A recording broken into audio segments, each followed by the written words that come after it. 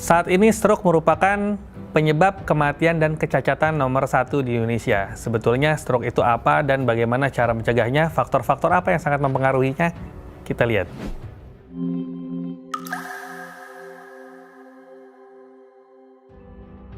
Stroke itu adalah suatu keadaan sindroma klinis di mana terjadi gangguan aliran darah di otak. Bisa terjadi karena sumbatan atau terjadi karena perdarahan yang memberikan gejala tergantung dari daerah otak yang terkena.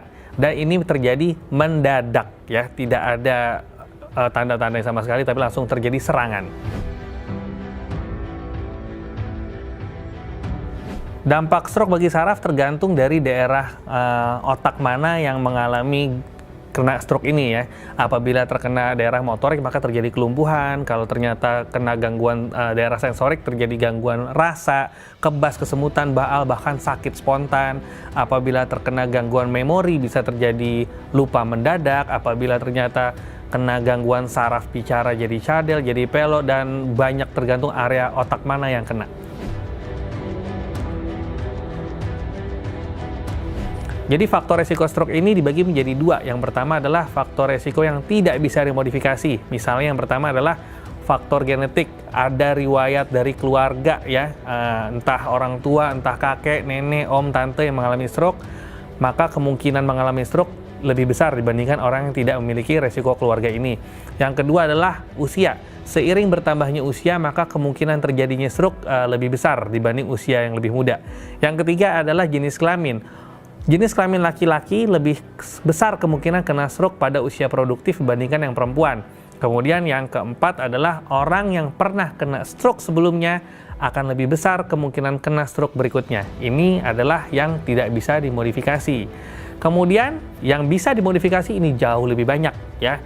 Yang pertama misalnya orang dengan hipertensi ya bisa diobatin, orang dengan diabetes mellitus bisa dikontrol, orang dengan kolesterol tinggi ya bisa dicegah, orang dengan merokok, minum minuman alkohol, kemudian kekentalan darah, banyak sekali dari gaya hidup yang bisa dicegah untuk menghindari terjadinya stroke sebetulnya.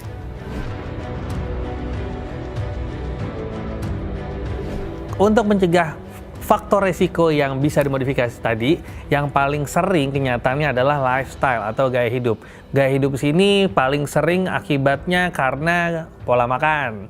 Yang kedua adalah malas bergerak. Jadi ini adalah yang paling sering menyebabkan penyakit-penyakit yang berakibat ke stroke tadi. Yang pertama adalah kita harus menjaga pola makan kita. Pola makan di sini adalah pola makan yang rendah karbohidrat, ya. Jadi rendah karbohidrat dan rendah lemak, ya. Dan usahakan juga konsumsi serat dan buah-buahan yang cukup banyak.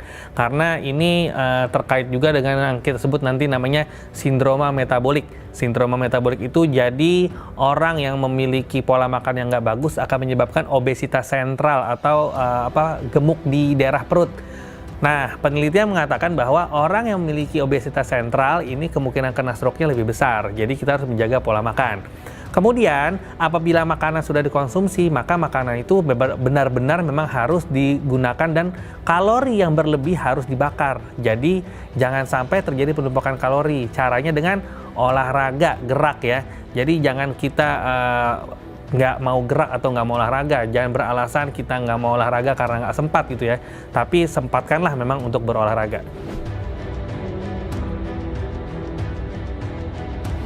Orang yang memiliki kolesterol tinggi itu rawan terkena stroke, tapi bukan kolesterol yang mendadak, ya. Jadi kolesterol ini terjadi karena penumpukan, akumulasi. Jadi kalau kolesterolnya ini tinggi dalam jangka waktu lama akan menyebabkan penumpukan lemak pada dinding pembuluh darah, terutama pembuluh darah yang rusak. Nah ini, jadi apabila pembuluh darah rusak ini terjadi penumpukan, lama-lama menutup aliran darah, disinilah terjadinya stroke. Makanan yang harus dihindari untuk mencegah resiko stroke yang pertama adalah makanan yang mengandung kadar garam tinggi, ya. Karena kadar garam yang tinggi ini akan menyebabkan peningkatan dari tekanan darah, ya. Kadar garam tinggi ini sering terdapat pada makanan-makanan cepat saji, makanan-makanan berpengawet, ya. Jadi ya hati-hati, meskipun rasanya tidak asin tapi memiliki kadar garam atau natrium yang tinggi. Kemudian yang kedua adalah makanan-makanan yang tinggi lemak. ya, tinggi lemak ya. Tinggi lemak di sini misalnya makanan-makanan yang apa ya, misalnya mengandung santan segala macam itu bisa menyebabkan kadar kolesterol yang meningkat. Tapi tentunya kadar kolesterol yang meningkat saja tidak cukup untuk menyebabkan stroke secara langsung, tapi harus dalam jangka waktu lama dan terjadi kerusakan pembuluh darah karena ada penyebab lainnya. Apabila seorang mengalami serangan stroke, maka ada beberapa tanda yang dirasakannya. Ya. Bisa jadi yang pertama adalah kita singkat yaitu segera ke RS, yaitu se-nya adalah senyuman. Jadi senyumannya menjadi asimetris alias orang ini mulutnya miring. Ya. Kemudian segera, G-nya adalah gerakan. Gerakannya menjadi asimetris. Jadi terjadi kelumpuhan atau tidak bisa bergerak pada sisi tubuh sebelah ya.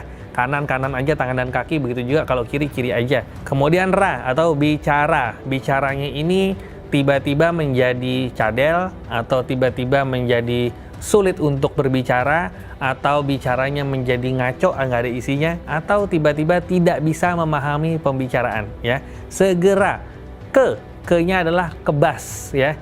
Kebas atau kesemutan. Jadi orang yang mengalami kebas kesemutan mendadak pada sebelah sisi tubuh merupakan kemungkinan terkena serangan stroke. Segera ke RS. R-nya adalah rabun pada sisi mata yang muncul mendadak, dan S-nya adalah sakit kepala hebat yang muncul mendadak. Nah, ini adalah tanda dari serangan stroke, dan apabila terjadi ini jangan diapa-apain, langsung bawa ke rumah sakit karena tidak ada yang bisa dilakukan di rumah. Karena serangan stroke ini tidak ada yang bisa dilakukan di rumah, maka harus dibawa ke rumah sakit itu ya. Yang pertama, kalau terjadi serangan stroke, jangan pernah melakukan tusuk jari atau tusuk telinga yang selama ini kita tahu ya, yang selama ini kita dengar itu adalah kebohongan. Yang kedua, jangan diberi minum ya, karena bisa terjadi tersedak, karena bisa terjadi kelumpuhan dari otot penelan yang mengakibatkan mungkin stroke-nya nggak seberapa, tapi pemberian minumnya ini akan memberikan radang paru yang hebat sehingga berakibat fatal. Jadi harus dibawa ke rumah sakit. Nah, di rumah sakit akan diassess atau dinilai ulang oleh dokter, mengkonfirmasi ini stroke dan diketahui jenisnya apakah perdarahan atau sumbatan, karena terapinya sangat beda.